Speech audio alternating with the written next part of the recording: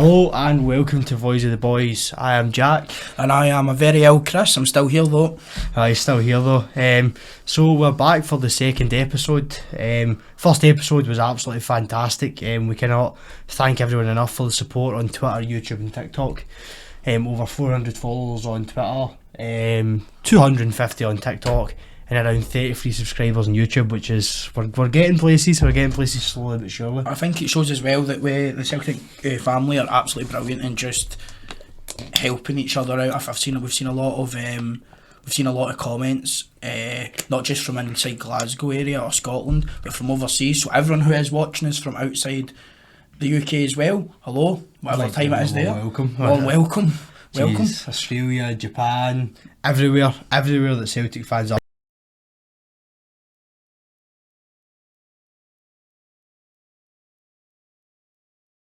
I'd just like to highlight a couple of them. So what do you think, Chris? How did you think the first episode went? Were you happy with the... Well, I've not been clipped. We'll touch on that later. Something I said I might be clipped for. Just my life, isn't it? Brilliant for us just to put ourselves out there and just to make connections with the Celtic family, and very happy that we've made connected with so many people. So we'd just like to give a wee shout out to Darren FTK on YouTube, who left a really nice comment. Thank you very much.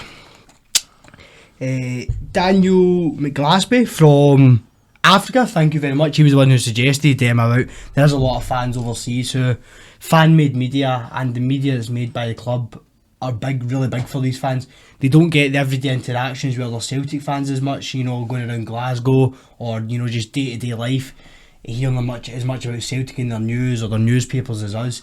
So fan-made media for these people is a really big thing, I think. And putting up with our two ugly mugs in the process. Well, that's true, actually. Flip that, jeez.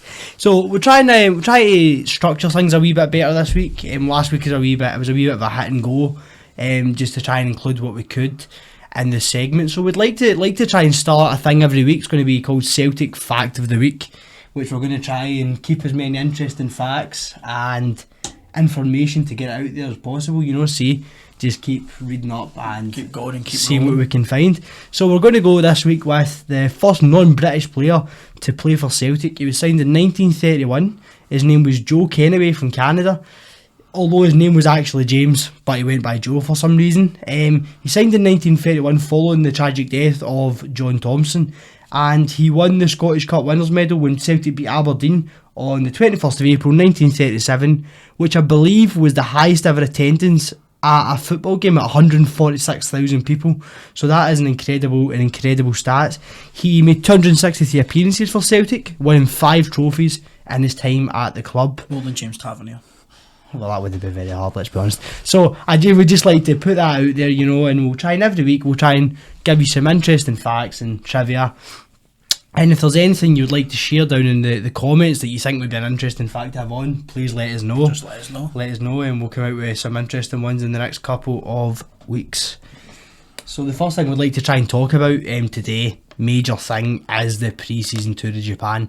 We've obviously been informed in the last couple of days that the South Korean leg of the tour has now been cancelled. It started with Wolves pulling out and claiming that the owners of the tour, or the people who organised it, couldn't fulfil their promises financially or their obligations to the clubs.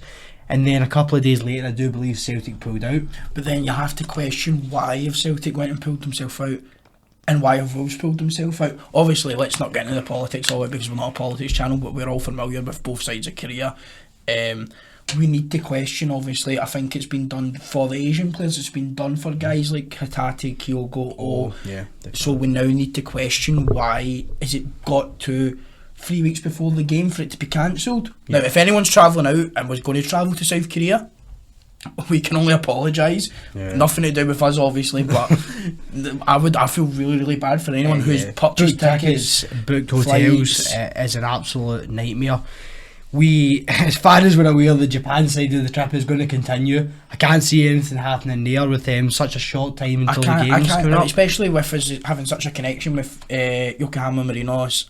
I can't see a way, and this is going to fall flat on his face. Obviously Ange's left, but we still got Daismita and Iwata, and I think that you have to look at it as in that it's a sort of home going for those two, so it would be very stupid for it to fall flat on its face. This is the first time Celtic have been in Japan, I believe, since 2006. The last time we were there, Nakamura was playing for the club, and it attracted a lot of fans to go.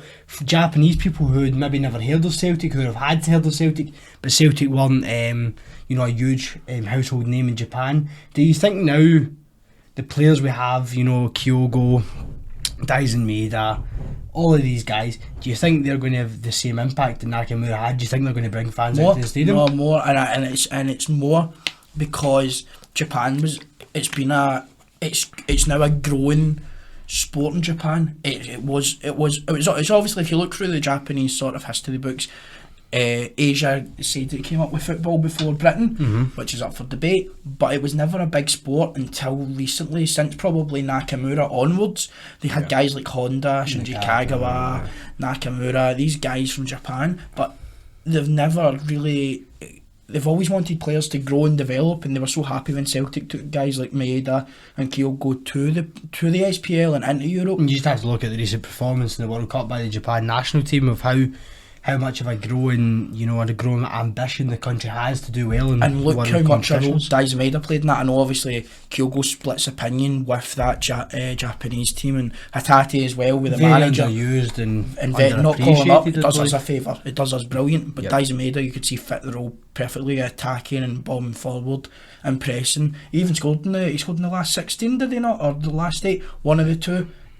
So the Japanese game's definitely grown, and I think it's great, and I think that the players that we have now, as much as Nakamura for me is an icon, we'll touch on Kyogo's deal later on. Great, I'm not clipped for saying he's staying. We had that confirmation. We'll go into that later. We had the confirmation of a 4-year deal, keeping Kyogo at the club to 2027. And for that reason, he could overgrow Nakamura for me. Oh, it's up for debate. I heard I believe it was Ryan118 said that the debate of the biggest striker at Celtic since Larsson has been a big one, and a lot of people back Dembele, a lot of people back Hudson-Edouard, a lot of people even back players like Gary Hooper, and players to such.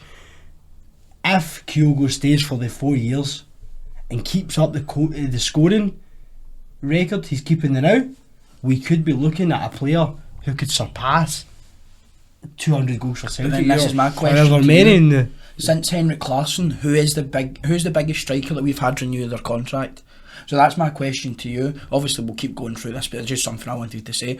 I was thinking about this today. Edouard, we said was undroppable, never renewed his contract. Then Bailey never renewed his contract. I think Lee Griffiths kind of obviously bought in this what Celtic meant, but I think his options were a lot shorter and a lot smaller than the other two. Oh, 100%. So he renewed his contract. Excluded Lee Griffiths from it. Gary Hooper never did. Yeah. I think Stokes maybe did, but I don't think Stokes was a class striker. Samaras maybe. See, these are the things that you have to think about, and you think that as much as signings are a big deal for Celtic, renewing the contracts and putting the contracts forward to these guys here that are such a big part of the club is probably one of the biggest things that Rodgers has to deal with coming in. Yeah, absolutely. And Kyogo was one of the ones you had to get over the line. He's 29 in January, and him signing a 4-year deal for me shows that he's not going anywhere, and it shows that he's ready to grow.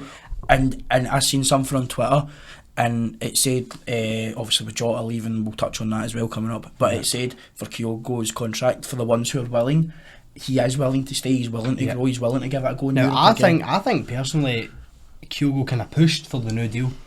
I think a lot of it, he's seen a lot of negative press, Kyogo happening around Postecoglou leaving and Jota leaving, and I don't know if Kyogo feels like he owes the fans something, but you can see he's really bought into the club.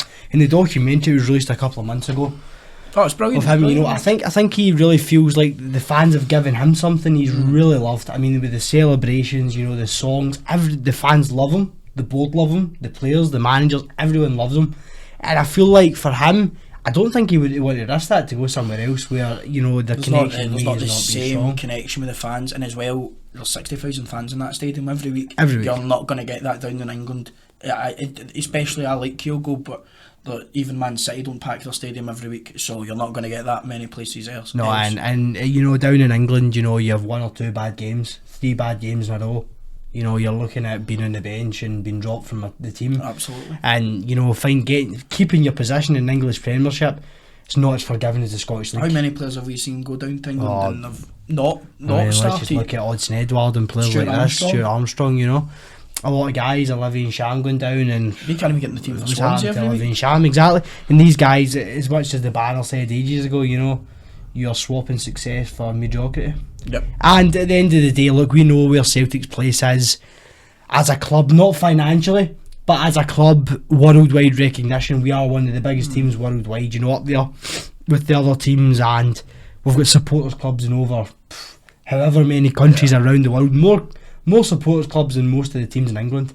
However, we know that we can't financially compete, and the deal with Jota going to Saudi Arabia kind of proves that. We now know how the rest of the teams in the Scottish Premiership feel. Well, what we'll do is we'll get round the rest of the tour, and then we'll talk on Jota and Kyogo and Abada. As well. So we've got both the. Right, I'm going to butcher the second one. Yokohama Marinos. Gambia Osaka? I would go with Gamba Osaka. Right. But we're not Japanese experts. And Athletic Bilbao. Athletic Bilbao's a big one for me. The information I've copied here says that we're playing them in May the 12th and May the 31st. I really hope we're not, because we might have missed the games. Yeah. I believe that May meant May to say July the 12th and July the... So that's July, and the August the 1st is the Bilbao game. So sorry, that was my awful copying and pasting of the information there about the games. So yeah. So I believe we've got 2 pre-season friendlies coming up against the same team. I need to get the name of the team up, but they're obviously behind closed doors. Yep. I know a lot of Celtic fans were talking on websites about going to try and go for these games and visit them, but we have heard that it is behind closed doors and it won't be broadcast, as far as I'm aware, on any social media or TV channels. And on you go. I believe the team is called Portimonense.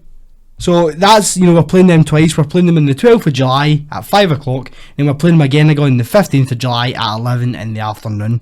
Portimonense, we're playing them at the campus, which is located in Portugal. So I hope that's all correct. That's the information we'll be... we've actually not heard as much on the Celtic socials about these friendlies as I'd hoped. I think with the social media side of it as well, especially from us as well, obviously we will touch on friendlies nearer the time and things like that, and we will we'll probably watch the Japan games together and things like that. I think the concern for the last week has been who's actually going to be here, and that just brings us on to the actual brilliant topic of who's going to stay and who's going to go. I think obviously Kyogo signing that brilliant deal, as we've touched on. There's not many strikers that we've had over the recent years sign an extension. Now that's brilliant. Jota going, obviously it's hurt a lot of us. It's not going to be easy. The guy we thought had bought into the club, and I still think he has bought into the club. I think he should have recognised the fans on social media. He still hasn't put it up. I know. I've seen the 2 posts. Yeah, what was the announcement post about? Did you see it? You watched the video, I'm assuming. The one where Nuno's just watching. Nuno's just driving down the streets and all that. He's just sitting there and he's watching the game. He's going, I'm going to sign him. And it's a bit of a weird one. But this is a country the other side of the world that, for me, once again, I could be miles off the boil.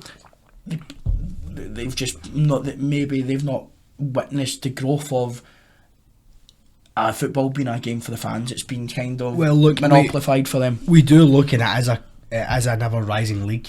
I do believe they won the Asian version of the Champions League last year, and are going to be competing in the Club World Cup.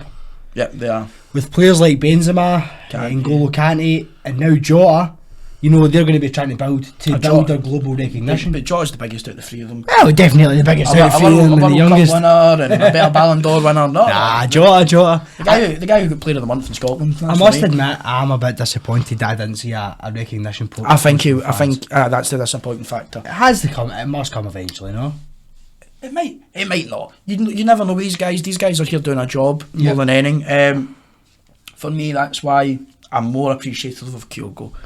Yeah, I mean, I agree love with Jota. you. Jota's my favourite player. I could list you all the reasons why Jota's been my favourite player, but it's just a job time at the end of the day. Well, at the end of the day, £192,000 a week, tax free, £10 million a year. It's crazy. It's crazy. Crazy money. It's money we have never seen a Celtic player on before, except for maybe the exception of now Virgil van Dijk. Yeah. At Liverpool, and I don't even know if Virgil van Dijk will Was be on making that £10 much? million a year after tax. Probably not. Probably not. It's crazy, crazy money, and at the end of the day, it's a big opportunity for him. And he still may have time to go to Saudi Arabia, play a couple of years, make crazy money, and come back to Europe at some point. I'm just more thankful I've not been clipped, and I will not be clipped, especially after the first episode. Well, I turned round and that I says Kyogo won't go, and I'm happy with that. A couple of months ago, you were telling us Jota wasn't going anywhere after the picture in the break. It was Well, in his head with his bumblebee on. Hey, a couple of good pints of Guinness, I thought he was going to start telling us why wasn't he going, so... But here, look, at the end of the day, he has a way. Possible to play. We've got a list here of possible replacements and possible players that make him in. Mm-hmm. Now, I've seen a couple of guys, I've watched a couple of videos of other creators on YouTube, and there's been a couple of names mentioned, and there's been a couple of things. I've not seen anything concrete so far about interest from Celtic going out. A guy that I know a lot of people are really interested in, and I've seen, and I think, he's interesting, is Carlos Borges from Manchester City.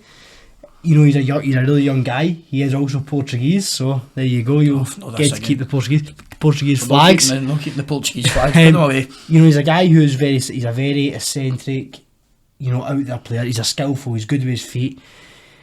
I don't know. I see a lot of interest from him. 19-year-old from other teams in England though as well. So, I don't know if that's going to be a thing that we may be interested in. He scored 25 goals and 11 assists in 30 games for Manchester City's under-21s team. For me, let's go through it straight away, right?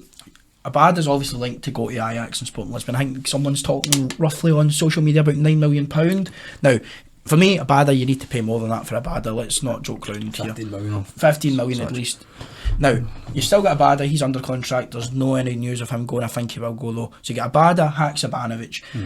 Something stupid like 5 goals in 22 games or something it was for Haksabanovic. I'm not sure. For Haksabanovic, I've got the stats here. It's 22 games, 5 goals and 2 assists. Right. Mostly coming off the bench. Daizen Maeda, I don't think suits Rodgers' system, but as we touched on, a very good player. He's well known for Japan. 100% effort all the time. He'd probably be better. Excuse me. He'd be better through the middle. He'd be better through the middle under Rodgers. That's just my opinion. Mikey Johnston coming back as well. He's been very exciting, I would say, in Portugal. Well, I think a lot of people have been saying as well. A lot of people have been saying that Mikey Johnston has turned around his career. I wouldn't say Call us here. No. Here, look, with a guy we put out a TikTok, and it was part of the last podcast asking 3 players that you think are going to thrive under Brendan Rodgers, and we had someone stand by Mikey Johnston as a player who's going to thrive. That's a bold shout, but not for me. Not for me. Look, we can only hope. We pray that he does actually turn around and play fantastic, because it would solve a problem. We did mention last time Haksabanovic came into Celtic for £2.5 million, or around that fee from Rubin Kazan.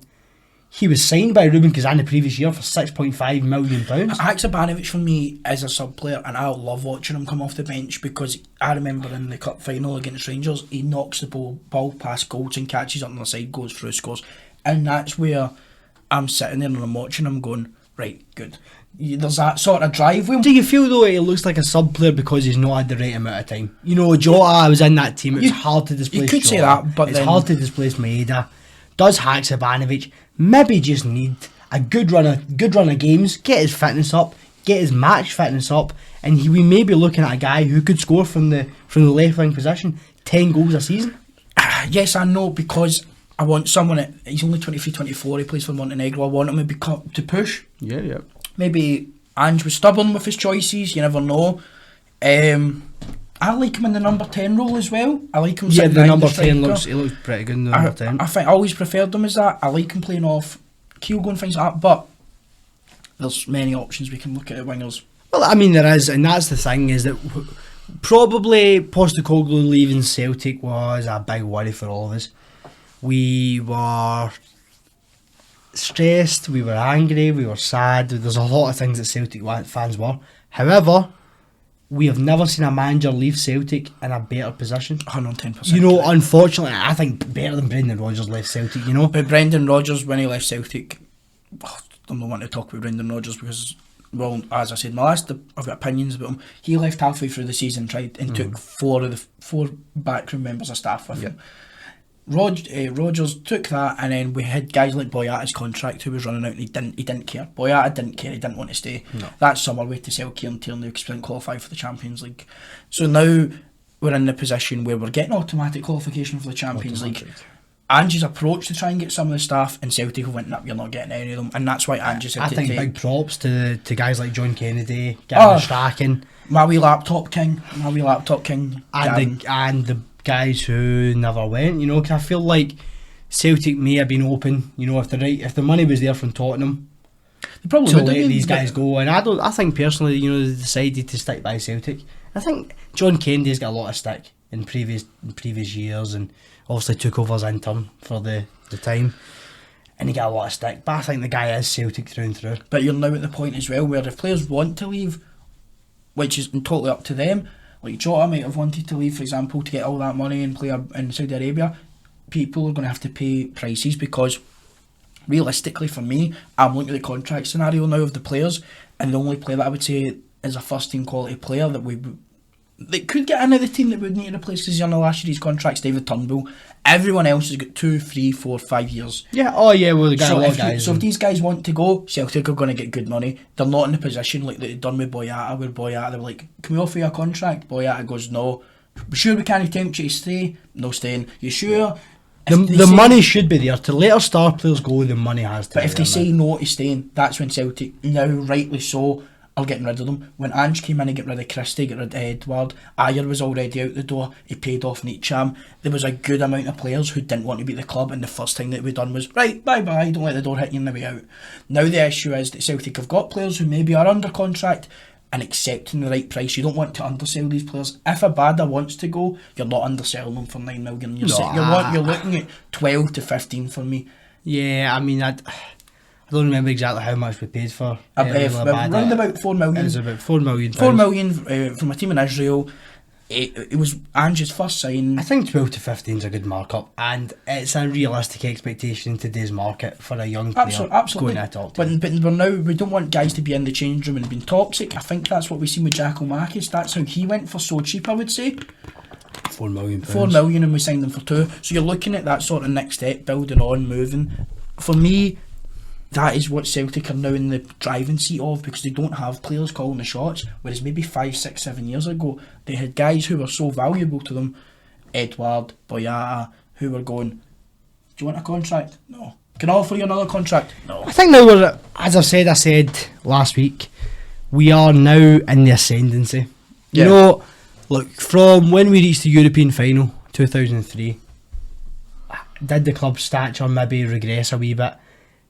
I believe yes, but not due to the fact of Celtic's actions. It was due to the way that football's went since that time. But as much as I love Martin O'Neill, and I get what you're saying, Martin O'Neill had an aging squad, lost the league on Helicopter Sunday, and left after that. Gordon Strachan came in, and the first thing Gordon Strachan got told was, get rid of big wages and cut the wages down. And if you look at Gordon Strachan, as much as he gave his guys like Borok and Jan Vennegoor of Hesslink and Nakamura, the structure of the club changed. He wasn't signing players for 6.5 million. Guys like Alan Thompson, Petrov down tools. Sutton, as much as he sings praises now, he spat the dummy out because he wasn't getting the right wages he felt were agreed.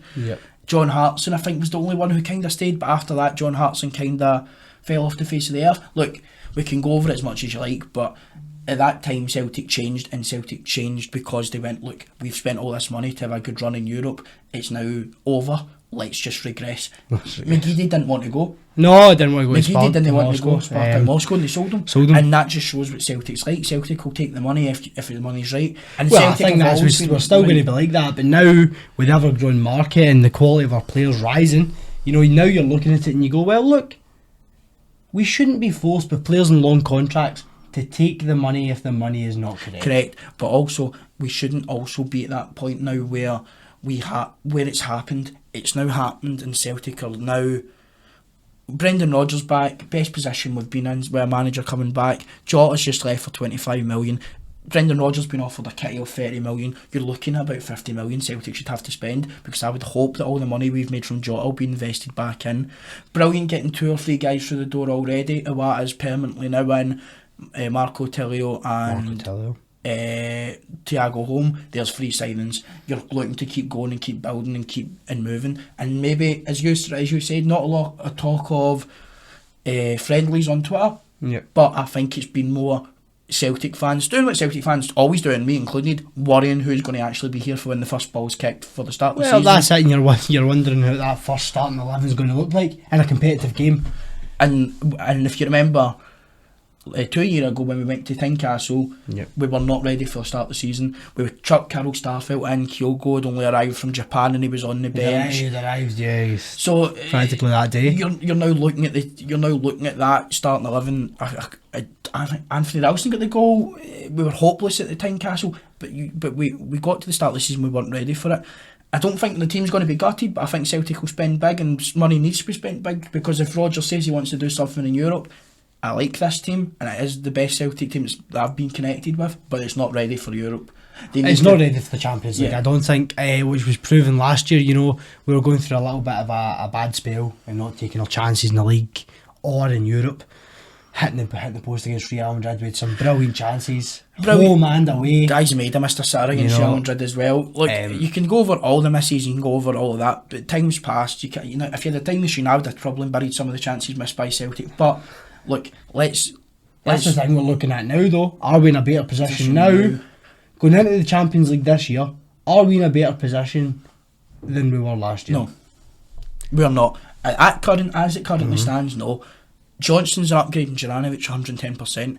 I think Cole will have a good season, as I said, but I think Giacomakis was a more clinical finisher. Oh yeah, Giacomakis was 10 goals in 10 games. And I'm so happy Kyogo's extended his deal, because I think he's probably, we'll touch on it, he's probably the best since Larsson. We'll do that debate further down the line. Well, touching on it now. Even if you don't want to talk about that full debate now, you just look at how do you replace 34 goals exactly. a season. If you sold Kyogo and Jota in the same transfer window, you're having to replace 50 goals a season and about 20, 30 assists. But that's the thing, Andrew's stubborn with his play. He had 2 brilliant strikers there. He could have went and put 2 strikers up front. Some games he very rarely did.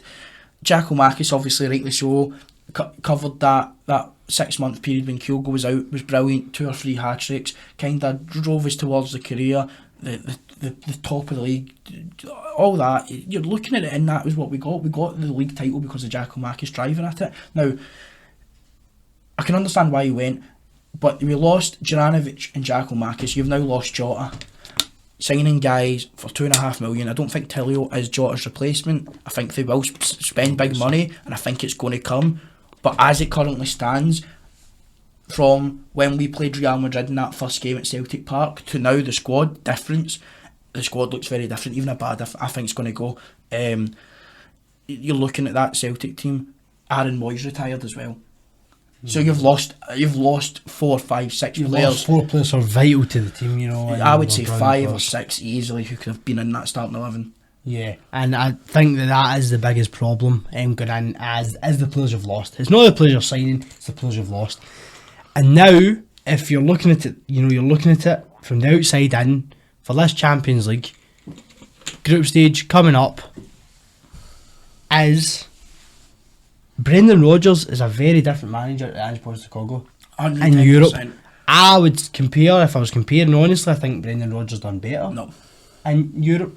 Come on. In Europe? Nah, no chance. Celtic? Well, I think he did. I mean, if you look at the 2 Champions League group stages, he achieved more points in both Champions League group stages than Ange Postecoglou did. But I think if you also look at his Europa League group stage, that was shocking. True. We went across to Leipzig and put out the reserves and get beat 2-0. We then played Leipzig home, good win, 2-1. But we were backs to the wall for the majority of the game. A win's a win, though. Rosenborg done us a big favour getting through. I think we won away in Rosenborg. Yeah, we won away. Scott Sinclair scored with a header, and we won very late on, if you remember, a Lee Griffiths header. So you were, but it was that season as well, and now that's Brendan Rodgers' third season. That was Rodgers' squad. Now I didn't think, and I'll come on to it, that the recruitment was right from Rodgers. We're going to touch on that today. I didn't think Rodgers' recruitment was right. I didn't think he was fully backed by the board either. But that was Rodgers' third season, and we were playing in Europa League, and we were playing teams back to the wall. The year previously, we finished third inside the Champions League, and the only player that we'd lost was Moussa Dembele. We'd lost Moussa Dembele, arguably Armstrong. I don't think Armstrong featured heavily in the second season. We lost Moussa Dembele, we lost Stuart Armstrong, and we went into the Europa League, and we almost played scared. We played to the back to the wall. I agree with what you're saying. However, I do believe that in Europe, defensively, Brendan Rodgers can put out a team that can defend equally, if not better, than Ange Postecoglou. You know, Ange Postecoglou sometimes struggled to change the style in Europe. We still got beat 5-0 off P. I know the teams. When you look at that PSG team, Barcelona, Bayern Munich, and these are teams at the top of their strength. Yeah, 110%. I get that, but we still went toe to toe with Man City. We ran them 3-3, but yep. Defensively, we still conceded 3 goals. True, but I mean, you're playing Pep Guardiola's Man City. Although it wasn't as good then as it is now, it was still a top team. Oh, yeah. You know, and it was such a wonderful game, and these are games that we will remember especially. I mean, we weren't around 2003, you know, for the European runs and European runs around that time. These are the games we remember as core European memories, you know. I just want to see more of them coming up in Europe. You know, look, I don't think any Celtic fans expecting us to finish second in the Champions League group and breeze it, you know, breeze past these teams who are second and third pots, you know. I don't think anybody's expecting that, but what I think people want is, you know, see the games last season against Shakhtar, where, you know, we could have won the games. There was chances to win them. The issue was just the finishing. And when you've got a front three of, I love Kyogo, but Kyogo and Giacomakis are good strikers, but they're not clinical enough to be a top team. Well, I don't know. Look, I think Kyogo can be clinical enough. He can be clinical enough to play at the top level. However, he was off at that time, so we've never really seen him play at his top ability. Abada's not clinical. No, Abada's not clinical. Maeda's not clinical. Well, we know about Abada and Maida are not clinical. And even Jota scuffed a couple of shots against Shakhtar. I mean, but at the time in Europe, at the time we were having a bit of a problem, you know. If we had to go back and look at the results and compare how many goals we were scoring then, I'm pretty sure it was after we beat Dundee United 9-0. Yeah, but then there was a lull of results for about a month or two where we were winning games, but we were scraping ones, you know. It was scruffy goals and we weren't taking our chances as well as the rest of the season. Hibs 6-2. We still went out and bet Hibs 6. We go back from Germany. We got back from Germany. They won the game very late on against St Johnstone. I remember thinking, right, that's a turning point. They've got to do something. And we went out the next week and played Hibs, and it was 6-2. So 110%. But it's different. It's different in Scotland. It will be to Europe. Kyogo will flourish in the SPL. I think he's good enough for Europa League. I think he needs that first Champions League goal to push him. Yeah. Oh, I think if he gets that Champions League goal, you know, he may score more. Yeah. Should we move on? Well, yeah, let's move on. Let's move on to the possible transfers for Celtic. Brilliant. We've seen a couple of things coming out in the news. I touched on this in the midweek update, which was doing it myself. It was absolutely rubbish. I do apologise for that, but here we go. So you need your sidekick, Chris. You're right. Now, so the first one, I don't want to butcher the name again, I'm really sorry. It's Yang Hoon Jun. That was not bad. Thank you, that was a good attempt. So, now this is the most promising out of the 3 or 4 we're going to talk about. He is the most promising person that's linked to a move to Celtic. You know, there's the most to back it up. It was reported today by the Daily Record, a couple of other prominent news outlets, that terms have been agreed between Celtic and his parent club. He said himself that he wanted a move and he was willing to add a year of his wages onto whatever Celtic offered. Now, that's dedication. Is that dedication to come to Celtic, or is that what we should be worried about? No, I think he probably knows himself, probably chatting my phone and things like that, and if from Korea. These guys know how big a club Celtic is. They're no daft. And someone saying that already, I'm like rubbing my hands going, get him in the door. Now, it for me says a lot. I'm very, very excited by it. I don't know anything about the guy. The rest you've got in the list, I could talk discussions. You could talk discussions with the rest in the list. So we'll move on to them. Let me read the quote from June. 2 seconds. So what he says is he came out and he said, Celtic is a good offer. I want to go there this summer. I have to do my best as a member of Gang 1, but I think my desire to go will still be there. I hope Gang 1 will allow me to make the transfer if the fee is enough. I will give the rest of my salary if the fee isn't. Now you're right, that is dedication to the cause. And look, if there's a guy who wants to come that much and he's shown promise, we'll fly across and get him. Get the deal over the line, and we'll see where it goes. Do you want to introduce the second? Yes. Now I talked about it midweek, but we've had a couple more things come out. You didn't have my good looking face to deliver it. Fabian Ryder. So Fabian Ryder's a centre mid, Swiss from Young Boys. It's a lot of talk on Twitter. He is linked for 16 million. Now, I am very, very excited about this. I do think Celtic are going to spend upward of £10 million. On a player, 100% definitely. Now, if you get Ryder in, which I am going to say it now, I don't think it's going to happen. I think they're going to sign a centre mid. I don't think it's going to be Fabian Ryder. Okay. £16 million, it needs to be someone who's stapled onto that team. And I think with Brendan Rodgers... Oh well, for £16 million it has to be. It's going to be, you're going to be looking at 4-2-3-1 again. Mm-hmm. Two holding. I think Awata in the door. You really didn't have much choice with that. You need to play him. Thiago Holmes in, so there's 2. McGregor, Hatate, O'Reilly. I mean, we're ending up here with so many midfielders. And you can only play 3. We're going to be able to field five teams of midfielders. I think this one is just a lot of Twitter banter and rumours. 16 million? Nah, they're going to spend above 10 million. They're not going to spend 16 million on a player. And the only reason for 16 million, you'd be looking for a guy that has kind of done a wee bit in Europe, done a bit in the Champions League or the Europa League, exactly, and has, he's cemented himself as a European quality player. And if they spend 16 million pound on a player, he's not going to come in for 20 grand. The wage structure's going to go. Oh, if you're spending 16 million, you're looking at 50,000, 60,000 pounds a week. And we spoke about it before. If the wage structure goes, that's not a good place. And Celtic don't conduct their business that way. Yep. So I think from what you're saying, makes the third signing in the list absolutely impossible. And I don't think it's going to happen. But we have to talk about it because there's been talk about it. Scott McTominay. Big McSauce. McSauce. So Scott McTominay was linked by... It was like SPFL rumours or something. But we have to talk about it. Clicks, views, likes, waffle. Well, we've seen it in a couple of other places. But the talk to coming out today is that Manchester United want to use Scott McTominay as a bargaining chip to get Moise Caicedo from Brighton. Scott McTominay has been linked for the last 6 months with Newcastle. With everyone, I said that in the last video on Newcastle. He was linked with. Much I wasn't here, I didn't watch it before. He has been linked for the last 6 months with Newcastle. There is no chance he's coming to Celtic Park. I'd love him at Celtic Park. I think he would get really well with Cam. See that role he plays at Scotland, that number 10? You watch him bomb forward, he's a big guy, he wins the ball, he knocks it down. And he can finish the ball. He'd do brilliant with Celtic. He would. He's on too much money, he's not happening. I'd love to see it. Unless he takes a massive I always thought, I'm obviously not wanting to talk on Man United for too long, I thought Fred would be the one to go and they'd keep McTominay. If they're looking to get rid of McTominay, he's going to a Premier League team. Well, probably someone like Newcastle or Aston Villa, someone up there who've got European football. He's a good player. I can understand why. I think he could play for that Newcastle team. I can understand why he frustrates Man United fans if he does, because he plays further back. He needs to be allowed more freedom. It would be brilliant at Celtic. Is it happening? No. Well, that's it. Chris has passed his official judgment on Fabian Ryder and Scott McTominay. I must admit, I do agree. The midfield is looking very stacked.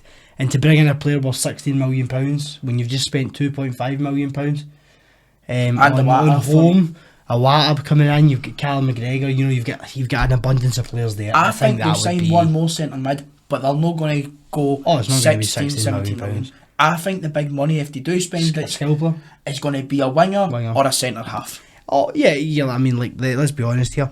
A centre half is something that we have been looking for a while.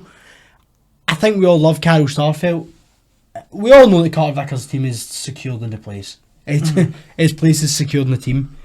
However, our worry is with Carter Carol Starfelt is that when playing himself, he lacks leadership. He is a wee bit shaky, and you look at the game against Hibs at the end of the season, and other games at the end of the season after the split, you need Carter Vickers in that defence. Absolutely. And you need to bring in someone who's going to push Carter Vickers on as well, because as good as he is now, we want to see more from him. Exactly. Right. I think that it covers the signings pretty well, that we're looking to bring in the targets. If there's anybody else, comment down below that you think is going to come to Celtic, because we're interested to see. It's all died down a wee bit on the transfer front now. I think it was more the worry of trying to keep our own players before. Well, that's been when it's been now. I think Jota, the talk about Jota and then Jota leavings, that's held all the news lines for Celtic. Obviously, another one could touch on with departure would be, and it was reported by the exact same news articles about Jota, would Rio Hatate to Saudi Arabia as well. Right, but Hatate's came out and done an interview. He's done it for DAZN, yeah. And he has said he would love to move to the Premier League at some point. So, what's the point going to Saudi Arabia just now? And he has unfinished business at Celtic. Unfinished business, you say? Yes. Well, can't argue with some unfinished business. Exactly. So finally, to end off this episode, we'd just like to go through Chris's specialty, previous recruitment of managers. And especially today we're going to talk about the previous recruitment of Brendan Rodgers in his 3 seasons. Brilliant! All the brilliant signings he All made. the brilliant signings, okay? And Chris, we'll just go through them quickly, as quick as we can, keep it concise. If you could give us a number between 1 and 10 to rank each of these signings. Can I go negatives? Well, you might be able to go negatives for a couple of words. Now, don't be offending any previous players. No, I won't. But a couple of words for each. So we'll start off with Odsonne Edouard, 9 million from PSG. Do you think it was a good signing? It's your record transfer. Most Celtic have ever spent a player. I'm going to go 9 out of 10. A 9 out of 10 is a solid opinion for Odsonne Edouard. Your second. Now, I love this guy, and I know that you liked him. Maybe not loved him as much as me, but Scott Sinclair, £3 million from Aston Villa. Yeah, I think just Aston Villa's reserves he was in, they got relegated. It was smart business. He was magical in that first season. Second season up for debate because Callum McGregor got put even in left mid over him sometimes. Third season, I didn't think he was great. I think he was good enough, but when Lennon came in, he got kind of froze out. I think a lot of the teams in Scotland kind of sussed him out. Suss out and figured out. I'm going to go 8. 8 out of 10 for Scott Sinclair. 8 out of 10. Third one. Now, this is a guy who's up here. The decisions and, people comparing him, and there was that talk about the best since Henry Larsson, Moussa Dembele. 10 out of 10. We don't even need free transfer. I don't know how Brendan Rodgers got him up here. 10 out of 10. We moved. I think it was a free transfer, but we maybe paid like 500,000 in compensation to Fulham. Scott Bain. Now, the official thing I seen from this, they gave him a 7 out of 10 because he got 10 out of 11 clean sheets when he came in. He came in for injury, but he broke through under Rodgers' third season, I want to say. We signed him, obviously. He played in that 3-2 at Ibrox. He broke through in the third season. He wasn't the worst goalkeeper I've seen at Celtic Park. I don't think he's good enough to start now. Oh man, I think we've seen that recently. I'll give him a 6 out of 10. 6 out of 10 is fair. Olivier Ncham. I didn't like Ncham. That was my opinion. I thought he was a good footballer. His attitude was honking. A great technical player, but the attitude wasn't there. Was honking attitude. That's been proved at Swansea how he can't start. I'll give him a 6.5, 7 at a push. That was, remember, 4.5 million. And the only reason, 4.5 million. The only reason is his goals against Lazio and Rangers. The goal against Lazio and the cup final goal game as well. Christopher Ayer, £540,000. 9 out of 10. The guy was signed as a CDM. We put him back in centre back because we couldn't be bothered signing one, and he developed into a brilliant player. He's kind of fell off. Dr. Christopher. Big Dr. Christopher. He's kind of fell off. He's fell off at Brentford, but he's 9 out of 10. Brilliant centre back, brilliant. Kolo Touré. I'll give you a 5. For the influence he had. The influence he had in the changing room, I won't forgive him for Borussia Mönchengladbach. He was absolutely honking. Okay, we'll move on quickly. Johnny Hayes. 7 out of 10. Loved. He played for the Sharp. Loved him. He played for the Sharp. He maybe wasn't good enough to be a Celtic winger. That's why he got put in full back quite a bit. But he proved he was good enough to be there. He was a brilliant guy. I loved it. As a person, his character, and he kind of reminds me a wee bit of Alistair Johnson. The enthusiasm he puts in, the way he would go into tackles, he was always there, and he was always putting in effort.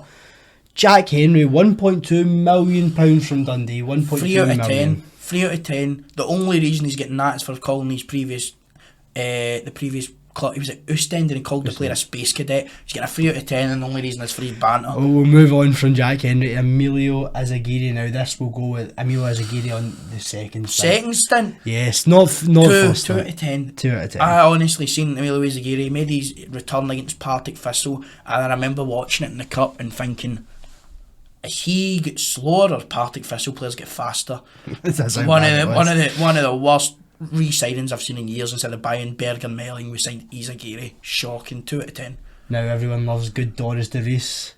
I don't. The only game I can think of, 2 games I'll give him. I'll give him the home leg against Zenit. The second leg he crumbled. The home leg he done really, really well. And the 5-1 against Rangers. And for that he's getting a 4, a 5 maybe a push. I don't understand why Brendan Rodgers felt it was necessary to replace someone like Craig Gordon. 4 or 5 out of 10, nothing major. Perfect. Next one we'll go with is Christian Gamboa. £1 million. 4 out of 10 once again. I could see why maybe he wanted to replace Lustig. Not with someone like Gamboa, though. Someone who was made of chocolate and was very inconsistent in and out of the team. I must admit, I don't think there's any need to rate the next 2 guys. We'll just... No. Koundai Benyu and Abu 11 out of 10 and 12 out of 10. Brilliant. Koundai Benyu, I remember watching in a couple of friendly games, I was really impressed with. I think he had an attitude problem. I could be wrong in saying that. That was what was going around in the rumour mill. Perfectly honest, 2 out of 10. Kouassi actually wasn't that bad. No. I remember watching him against Zenit. Heart of a Lion. I remember watching him against Zenit, and he was really, really good in that home game. Maybe opportunities didn't come up his way because it was Scott Brown was so good under Brendan Rodgers. But then again, you need to fight for that position. I'm going to give Kouassi a 4 or 5 out of 10. 4 or 5. Yusuf Malumbu. Let's just skip it 1. We'll skip Yusuf Malumbu. Okay, that's 1 out of 10. We love you, Yusuf, but we have to skip you. Lewis Morgan. Big Rangers fan nowadays because he's no longer playing for us. Waffle, man. Waffle, right? That's waffles all we need. Don't even 6 out of 10, and the only reason is because when we didn't have a striker, 6 out of 10. The only reason 5 or 6 out of 10. The only reason I'm giving him that. We never had a striker who was playing. We never had a striker who was playing through the middle, and we had to play him as a striker. Now, if there's something you might get clipped for, it's for saying that Lewis Morgan is only 1 rating behind Johnny Hayes or other players like that. Oh, then, no, Johnny Hayes was 6 or 7, 5 or 4 for Lewis Morgan. Fair enough. We'll go for Marvin Comper. 1 game against, what was it, Airdrie or Brough or something in the cup? Yeah, he's getting a 0.5. 0.5. There's no point in doing Manny Perez, Andrew Gutman. Nah, we'll skip it. Skip them. Marian Shved. Do you know, I was really impressed with him. I just think he was lazy, maybe not lazy is the term, but I wanted him to learn English. Yep. You've missed out on all the loan signings as well, by the way. I'll rattle through them. I was just going for players who transfer into Celtic. Wait till you see these loan signings. If you want to go through the loan signings, you're very do you want me to rate them? Shved, I'll give you a 5. I'm really excited by Shved. I think he got that goal in the Europa League qualifier, Champions League qualifier. Then fell off. That's weird. So do you want all these loanies? Well, we'll try and keep it as concise as we can. Charlie Musonda. Charlie Musonda, when he came on, sometimes he showed decent pace and decent control with the ball. That's Zenit game and that's it. Overall, didn't get a chance. That's Zenit game and that's it. Didn't get a chance. Ollie Buck, touch a trampoline. We're getting him like a 4. We're getting him like a 4. Right, okay. He couldn't control the ball. Once again, when he came in, we didn't have any other strikers, so we were playing him, Sinclair, and the next man who we need to touch on actually. Boom, boom, boom. Timothy Weah. The man was under Neil Lennon 4 years ago. Signed now with Juventus. That Neil Lennon's tactical genius. That's it. Neil Lennon's a tactical genius. Scouted him. Seen him. Neil Lennon told him to go back to PSG, told him to go back. He wanted to play for America. Off you pop. So we had Ollie Buck and Timothy Weah as a front. Buck's a 4. I'm getting Weah a 5, a 6. The only reason is because I really liked him. I just wanted him to work, but he didn't work. You did. You wanted him to work, but it just never happened. Best right back I've ever seen, Jeremy Toljan. Well, I played Toulouse. We got him for Borussia Dortmund and then he went to Toulouse. After. Is there any point talking about a 4. A 4. The only reason was for that song we done with Ollie Bucks at the wheel, and that was it. Benkovic. Benkovic already wanted to sign. See, to be honest, he came in a time where, we kind of needed a centre-back. But then what I don't understand is now, I really like Benkovic and I would give him a 7, right? But he was very injury prone. Now Rodgers had Benkovic for 4 years and I think he made 2 appearances for him at Leicester, which baffled me why he was trying to take him to Celtic and Leicester nipped in front. Now that baffles me, but there must have something went on. But I really like Benkovic. I would have gave him a 7. Yeah, I feel like when he played, he wasn't the best, but he done the job up to a decent enough standard. Perfect. Anyone else? I've listed all 5. I think we went through, and I feel like what this highlights is that even though Brendan Rodgers gave us some absolute diamonds, there was some players in there as well who Yusuf, we don't mean any harm. Don't want Yusuf run off at the door. There's some players in there who are less than adequate for Celtic. Oh, absolutely. And I think that's why we thank our lucky stars now that the scouting network is improved. We're signing guys that are meant to be decent, unless Marco Tilio turns out to be the next coming of Daniel Zani. There's another one actually. There's another one. Unless he turns out to be the next coming of Daniel Zani. But only time will tell. We're going into friendlies, then we're going to competitive matches, and then we're going into the Champions League group stage. The final question of today's podcast: who would you like to see in the Champions League? Obviously, last year I called Real Madrid. Really wanted to see Real Madrid, and here we had it. Who do you want this year? Cowden Beef, AFC Wimbledon, and the return of Timothy Weah in Juventus. Brilliant. I'll take that. In all seriousness, I would like to go to Dortmund. We've discussed that. Oh, Juventus aren't in the Champions League. No, they're not. Yeah, again. They get 20-point deduction or something like that. Dortmund, I'd like to see. I want to go and experience the yellow wall. I think a lot of Celtic fans would love to go to Dortmund. As it stands, maybe not with Tonali in, but I think we could have given Newcastle a game. I would have loved to have seen Celtic Newcastle. I think we could have given them a game. I think so. Like, I've got people telling me that Celtic aren't even Burnley standard. Right. Never mind playing Newcastle. Well, they don't watch us every week. Exactly. And if I can pick one more, obviously they can't come in the same. I would have liked Arsenal. I'd have liked to take on this Arsenal team and give it a go. I think, look, we always show our best against English teams. Mm-hmm. We always do. And it's a wee bit of a bragging thing, the bragging rights. And we've done it and we've beat them.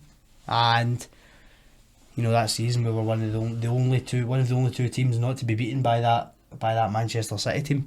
And look, was it us in Everton, wasn't it? Something it might be in Everton. I think the Everton battled them 4-0. Was it in the Cup Everton played them? Or something like that. But at the end of the day, look, see wherever we go, we're Celtic supporters and we hope. Exactly. We hope it's going to go well. Exactly. That's all we can do is hope, because nothing's guaranteed as a Celtic supporter. But here, things are looking bright. Brendan's at the wheel. Don't they? The sticker of Postecoglou has been taken off now. But look, here we go. But thank you very much for tuning in. This has been 52 minutes. It's been longer than our other podcast so far. But here, look, I've enjoyed talking about all the information. I'm away to drink a lime sip. Now, what I'll put out here is we're going to do a Celtic trivia question at the end. Yep. Okay. Now, this will kind of suit questions as well towards older generations.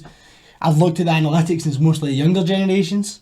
So we're going to go quite an easy one for the first question. Right. Now, you also don't answer it because... Alright, this is for the viewers. That's for you. So the question is, Celtic player, Scotland player, to win the Champions League with Borussia Dortmund. Right. And that's it. Thank you very much for tuning in, and we will see you next week. Post some videos. Please follow us on TikTok for the TikTok shorts. They're an absolute mess. And try and follow us on YouTube if you can. Thank you very much. Perfect. Hail, hail, guys. Hail, hail.